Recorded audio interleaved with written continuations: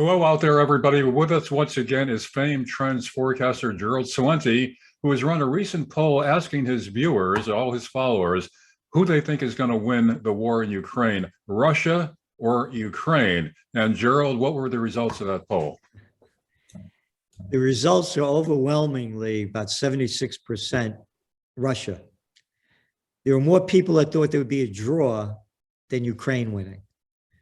And you look at the history. I mean, let's start with the numbers. What do you got? 140 million Russians against 40 million Ukrainians. I'm not good at math, but hey. Number two, hypersonic weapons, advanced weaponry. Number three, Napoleon couldn't beat him, left Poland with 420,000 men to invade Moscow, came back with what, 10,000? Then there was a guy, I know it's ancient history, his name was Adolf Hitler. He launched Operation Barbarossa to take over Russia. He killed an estimated 27 million Russians. Yeah. A little bit worse than the Holocaust. But we won't talk about that because then I'd be called an anti-Semite. 27 million. Who were the first ones to defeat the Germans? Who were the first ones into Berlin? No, wait a minute. Let us catch up to you, Eisenhower said, or the other guy, whatever. The Russians. Yeah. You're not going to beat the Russians. All right, Gerald, so despite the daily drumbeat from the Pentagon and the Biden administration that Putin has been stymied, he miscalculated, Ukraine is winning, there's no way that Russia's plan is going to be carried out. He's been stopped, according to the Biden administration and the Pentagon. All right, could you repeat what you said? And instead of saying Russia, say America, and then include the words Iraq and Afghanistan. Good point. All right. What are we talking about? 8 weeks? What? February 24th it started. Yeah. Oh, America was only in Afghanistan 20 years? Oh, they did a great job in Iraq. How many years? Among the guys leading those charges, those failed charges, was Lloyd Austin, the current Secretary of Defense. Yeah, this is the Lloyd Austin who said that he wants to, quote, weaken Russia. These arrogant boys. They are not men. You're strikeout artists. You haven't won a war since World War II. You've killed millions of people across the planet. And now you're telling me your military strategy? How about go screw yourself? Don't you talk down to me. You got a strikeout record. You're going to weaken Russia? They're taking us to war. These are demented people. Demented. Oh, Lloyd Austin? Hey, where did Austin just come from? Or the guy dressed up in his beautiful military drag with all those little buttons on him? Hey, where did you just come from? Oh, you mean the board of directors of Raytheon? The second largest military contractor in the United States? And now this guy's playing out at defense secretary? Who the hell are you talking to? Yeah, well, another winner here is, of course, our Secretary of State, Anthony Blinken, who's also saying that Russia is going to lose this war. They've already lost it, as a matter of fact. This guy is one of the most arrogant, little daddy's boy, by the way, a total little daddy's boy, a nothing of a boy if he didn't come from that family with all that dough and all those connections. Yeah, a Harvard boy. You know, George Carlin said, it's one big club and you ain't in it. This arrogant guy, you should read the stuff. He loved the Iraq war. Yeah. He pushed for the Libyan war.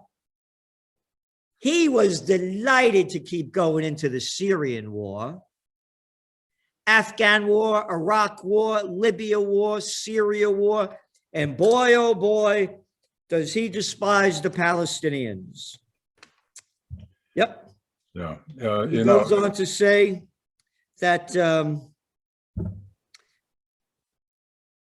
that he's unapologetic supporter of Israel and his decades-long oppression of the Palestinian people, saying that, quote, you ready? He would not tie military assistance to Israel to any political decisions that it makes. Yeah. Period, full stop. Yeah, Period, right. full stop. Hey, maybe you got a period, but don't talk to me. Period, full stop. Who the hell are you? I am an American. It's my money. You are a public servant, you arrogant little boy. Period, full stop. Hey, oh, by the way, Israel could steal all the land that they want. They could bomb. They could persecute the Palestinians all they want. That's okay. America could go into any country it wants to bring freedom and democracy, kill millions of people. That's all right. But Russia has no right to do it. Again, I'm totally opposed to Russia's invasion. 100% totally opposed. 100% understand why it happened. Here's your Trends Journal, 2014, spring, when the United States overthrew the democratically elected government of Viktor Yanukovych. Right. How about the Minsk Agreement by Germany and France that Ukraine agreed to, that the Donbass region would be a separatist region. It wouldn't be separate as a nation, but they could not attack it until they came to an agreement. They only killed 15,000 in the Donbass. That doesn't make the news. Oh, you know what the picture, big story in this week's New York Times was? Woman and her infant son killed in Ukraine. Yeah. That was big news. Hey, how about that Blinken? Blinken loved the Yemen war. He was sent over by Obama as the undersecretary of state, under the toilet, to give intelligence to Saudis to destroy Yemen. The United States was supplying air to refuel the jets to bomb Yemen. We were giving the airplanes to refuel them in the flight. You know, part of the narrative, Gerald, is that Putin, of course, is a maniac. He's deranged. He's paranoid. A madman, and you know, there's no way that he's going to win. Now, I've read the statements that Putin had been making over the years, practically pleading to get some resolution, not to have Ukraine join NATO, to stop the attacks on eastern Ukraine. It fell on deaf ears. Now, the statements he made quite a few speeches on this, very articulate, very logical. No way did he sound like a madman. Of course, those speeches never got played in American media. No, he's a madman, but George W. Bush, another little daddy's boy, a little coward of nothing. Saddam Hussein has weapons of mass destruction and ties to Al-Qaeda. Oh, that guy, Penis Cheney. Oh, I got to be proper. Dick Cheney. Oh, yeah. Now, that's not a madman. I mean, look at that arrogant little boy. Oh, Madeleine Albright. Oh, how sad she died when asked on 60 Minutes by Leslie Stahl. Is the life of 500,000 Iraqi children under the age of 5 that died because of murder of Bill Clinton's sanctions and war against Iraq worth the price? Yes, it's worth the price. Yeah. Oh, so this guy's a madman, right? Yeah. We got mad men and mad women running the country. Of course, our president just the other day was honoring the memory of Madeleine Albright. Yeah. And honored. They're murderers. By their deeds, you shall know them. By their deeds, you shall know them. How many more wars does America have to start? You know, I have this great article over here. Let me find it. It's by Smedley Butler. Right. War's a Racket. He was a member of the U.S. Marine Corps. By the time he retired, he'd achieved what was then the Corps' highest rank, Major General. He goes on to write, war is a racket, it always has been. Is possibly the oldest, easily most profitable, surely the most vicious. It is the only one international in scope. It is the only one in which the profits are reckoned in dollars and the losers in lives. Who is the defense secretary? Oh, Austin, who works for the #2 defense contractor in America that made $42 billion last year of our money. Oh, now Biden's sending another $33 billion of our money to keep the weaponry going. Yeah. Gerald, where is this all headed now? Putin keeps talking about the possible use of nuclear weapons. NATO members are getting more involved. They're staging areas for munitions being sent into Ukraine. America keeps pouring this stuff in.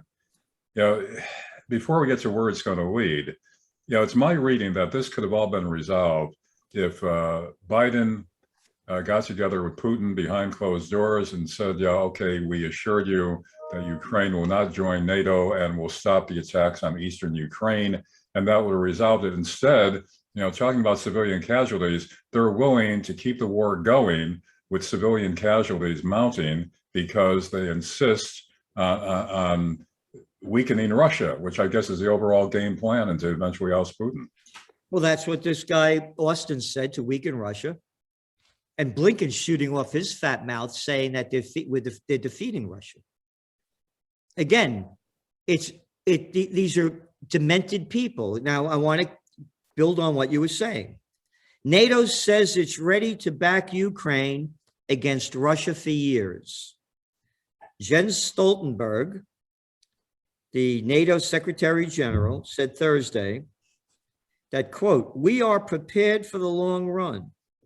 There is absolutely the possibility that this war will drag on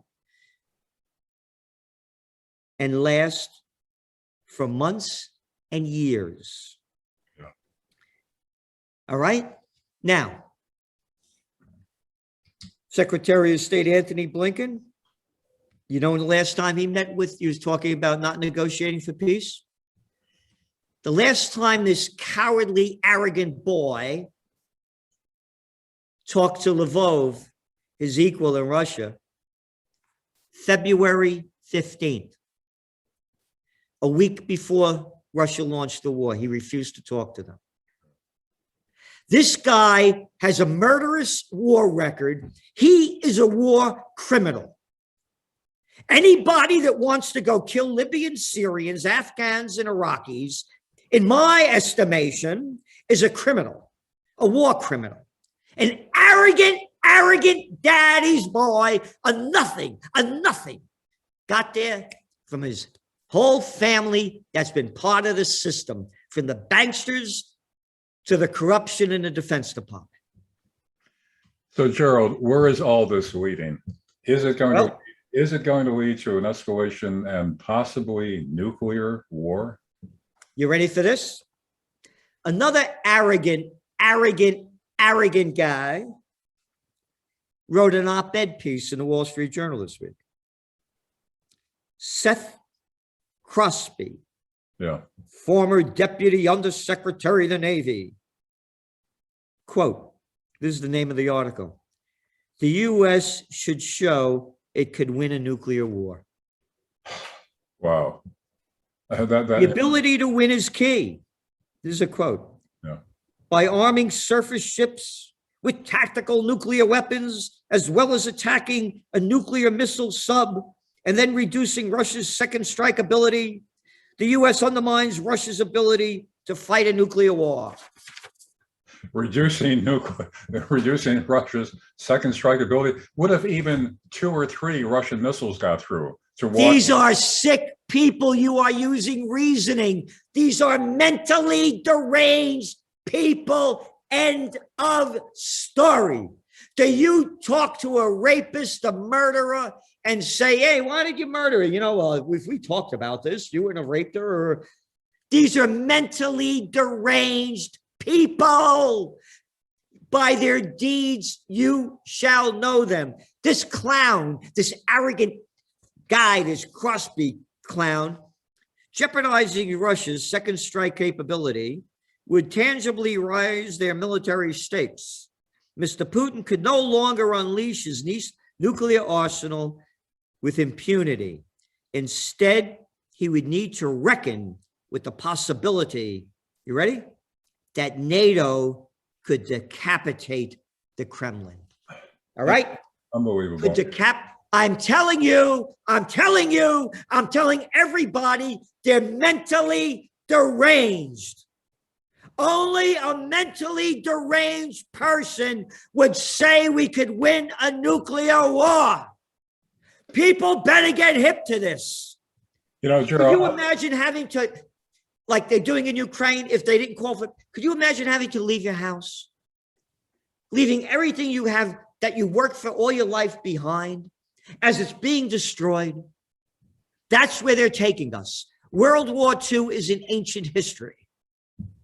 You know, Gerald, I don't know where these people come from, because we grew up in an era where it was the MAD doctrine, mutual assured destruction.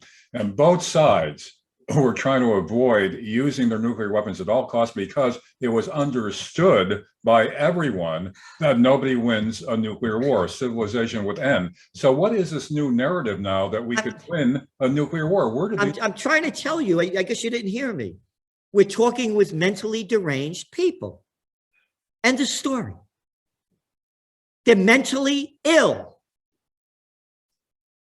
And they could take us to nuclear war. They've already, look, suppose somebody is a thief and a murderer, and you are supplying the thief and the murderer with more weapons. Are you an accomplice to the crime? Yeah, certainly.